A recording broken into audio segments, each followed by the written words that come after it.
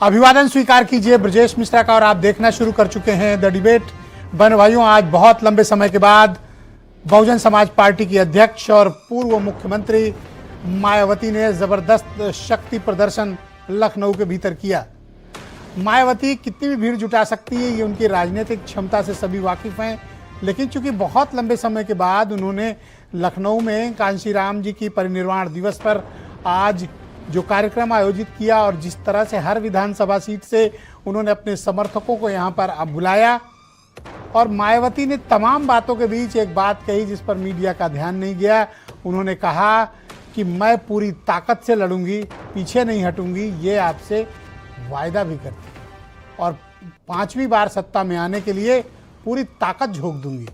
ये मायावती ने अपने समर्थकों के बीच आज ओपन कमिटमेंट किया है। लेकिन आज चर्चा इस बात की है कि उन्होंने भारतीय जनता पार्टी की तारीफ कर दी। क्या है मायावती की राजनीति और उसके मायने, और फिर समाजवादी पार्टी और अखिलेश यादव पर उनका निशाना, योगी जी की तारीफ, मायावती की आज की रैली और उनकी स्पीच पर खुली चर्चा। तो बहन भाइयों, आज मायावती की रैली में, जैसा कि मीडिया भी इस बात को कह रही थी और सभी लोग इस बात को जानते हैं कि मायावती भीड़ जुटाने में किसी भी नेता के मुकाबले कुछ ज़्यादा सक्षम है और उनके पास अपने ऐसे कमिटेड लोग और वोट शेयर और वोट बैंक है जो मायावती की बात सुनता है और उनकी बात को गंभीरता से लेता है। भले ही वो 2012 के बाद से सत्ता उनके हाथ से चली गई हो, 2007 के बाद से हर चुनाव में उनका वोट प्रतिशत लगातार गिर रहा हो, और जो पार्टी कभी 2007 में बहुमत के साथ उत्तर प्रदेश की सत्ता में थी, जिसके पास 28% का वोट शेयर था, वो पार्टी धीरे धीरे आज 9% के वोट शेयर पर खड़ी है। लेकिन मायावती का जादू आज भी अपनी कम्युनिटी के भीतर है और ऐसा उन्हें साबित करने के लिए कोई आवश्यकता नहीं, लेकिन बहुत समय के बाद उन्होंने मन बनाया कि कुछ शक्ति प्रदर्शन करते हैं। तो जब लोग रैली की शुरुआत करते हैं, यानी दिन चढ़ने के बाद, मायावती ने सुबह वो रैली करके 11 बजे से पहले समाप्त भी कर दी। लेकिन उनकी स्पीच से के कुछ मुद्दे थे जो आज पूरे मीडिया में, इंटरनेट मीडिया में, टेलीविज़न मीडिया में सुर्खियों में है। उन्होंने वर्तमान सरकार के कामकाज की तारीफ कर दी कि उन्होंने स्मारकों के रखरखाव में सहयोग प्रदान किया, अच्छा काम किया। यानी उन्होंने मुख्यमंत्री योगी आदित्यनाथ के कामकाज पर प्रशंसा कर दी, स्मारक में के मेंटेनेंस को लेकर तारीफ कर दी और राज्य सरकार को प्रेज किया। बहनों भाइयों, इस तरह का हौसला दिखाना बहुत बड़ी बात है कि जब आप अपनी बड़ी रैली बुलाए हों, लंबे समय से आप सत्ता से बाहर हों, उसी वक्त आप सत्तारूढ़ दल के कामकाज की तारीफ कर दें, तो फिर समर्थकों के बीच और मीडिया में ये सवाल उठेगा कि मायावती ने योगी आदित्यनाथ की तारीफ क्यों की और ऐसा करके उनको हासिल क्या हुआ और वो क्या संदेश देना चाहती थी। लेकिन उनके निशाने पर अगर आज कोई था तो वो उनके भतीजे अखिलेश यादव, समाजवादी पार्टी। मायावती ने अपनी स्पीच में अगर विपक्ष को कहीं जमकर ज्यादा कोसा तो वो समाजवादी पार्टी को, बीच बीच में वो कांग्रेस को भी जोड़ देती थी, लेकिन उनके मुख्य निशाने पर आज समाजवादी पार्टी और उनके मुखिया ही रहे। तो क्या ये मायावती मानती हैं कि 2024 के चुनाव के पश्चात जिस प्रकार का पीडीए का माहौल बना, उनके समाज का एक बड़ा वर्ग इंडिया ब्लॉक में चला गया जिसमें समाजवादी पार्टी और कांग्रेस पार्टी रही है? क्या यही एकमात्र वजह हो सकती है या फिर वजह कुछ और? मायावती पर और उनकी पार्टी पर यह आरोप लगता है कि वो बीजेपी की बी टीम है। इसका जिक्र भी आज वो करती हैं अपनी स्पीच में, जब वो कहती हैं कि जानबूझकर उनकी छवि को धूमिल करने का प्रयास हुआ और ये टैग लगाने की कोशिश हुई। लेकिन जब वो तारीफ करती हैं तो इस टैग को लगाने वालों के राय और मजबूत होती है। तो क्या बीएसपी मजबूत हुई तो इसमें नुकसान किसका है?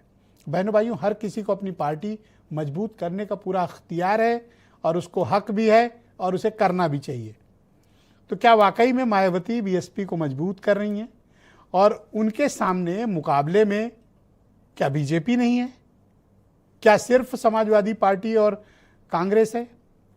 दरअसल उनका जो वोट बैंक है वो इंडिया ब्लॉक में समाजवादी पार्टी और कांग्रेस ने उसका lion share last parliamentary election में हड़प लिया।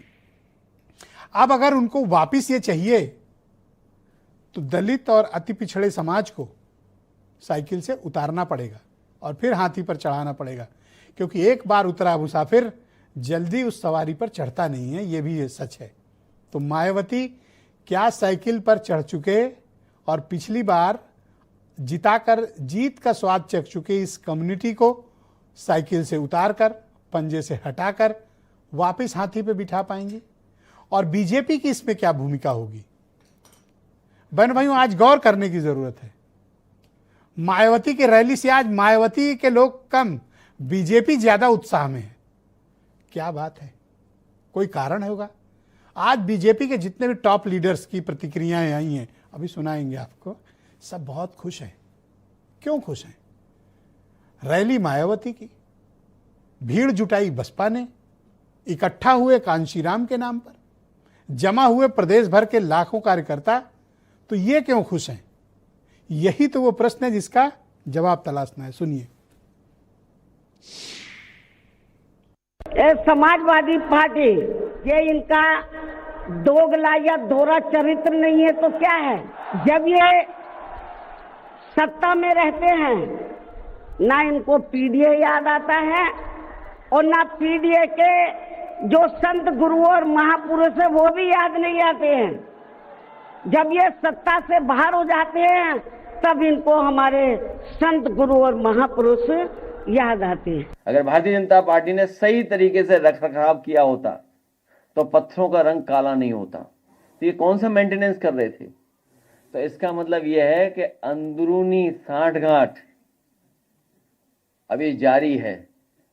ये वही समाजवादी पार्टी है जिस समाजवादी पार्टी ने सत्ता में आते ही सामाजिक न्याय से जुड़े हुए, दलित उत्थान के साथ जुड़े हुए, महापुरुषों के नाम पर बने हुए स्मारकों को समाप्त करने की घोषणा कर दी थी।